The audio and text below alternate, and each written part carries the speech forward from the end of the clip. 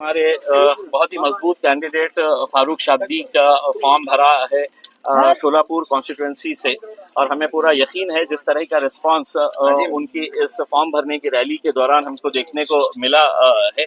सभी जात धर्म और मजहब के लोग इसके अंदर शामिल हुए थे और कहीं ना कहीं उन्हें इस बात की गलती सता रही थी कि 5 साल पहले हमसे गलती हुई थी और हारने के बावजूद भी फारूक शाब्दी और उनकी पूरी टीम मजलिस के जितने भी पदाधिकारी हैं लोगों के बीच में रहे, उनके सुख दुख के अंदर खड़े रहे।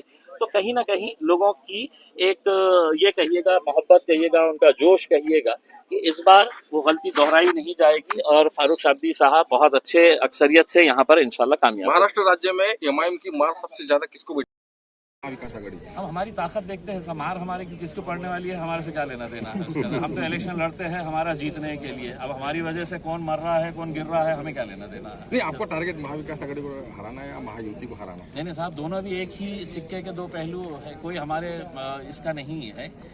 जीतने से पहले सबको बहुत अच्छे लगते हैं मुसलमान और जीतने के बाद क्या होता है तो गाजापुर होता है, कोल्हापुर होता है, वक्फ बोर्ड का जब बिल आता है तो जिन लोगों ने तो 2-2 घंटे धूप में खड़े रह के जिनको वोट दिए थे वो शिवसेना के खासदार जो है वो बाहर निकल कर भाग जाते हैं करके। विधान परिषद के अंदर जब 12 सीटों की बात आती है तो उनको एक भी लायक मुसलमान नजर नहीं आता है। लोकसभा के अंदर उनको एक भी मुसलमान को कैंडिडेट अपने टिकट देना चाहिए ये नजर नहीं आता है। तो ऐसे हालात के अंदर यकीनन लोगों को ऐसा लगता है कि नहीं, अब हमने बहुत सबको आजमा चुके हैं, लोगों ने हमको बहुत बार डर दिखा के अपना वोट हासिल कर चुके हैं, अब वो मजलिस के साथ। ऐसा कहा जाता है कि महाराष्ट्र राज्य में सबसे ज्यादा जातिवाद शरद पवार ने किया गया है, क्योंकि मुसलमानों को उम्मीदवार एक ही थाली के चट्टे बट्टे है साहब। इसी वजह से तो आप देखिए ना, उसमें आज रात में आप एक आमदार को देख रहे हैं एक पार्टी के अंदर, सुबह उठे तक पता चलता है कि उन्हें किसी दूसरी पार्टी में कूद गया है करके, फिर दोपहर आए तक पता चलता है किसी तीसरी पार्टी के अंदर।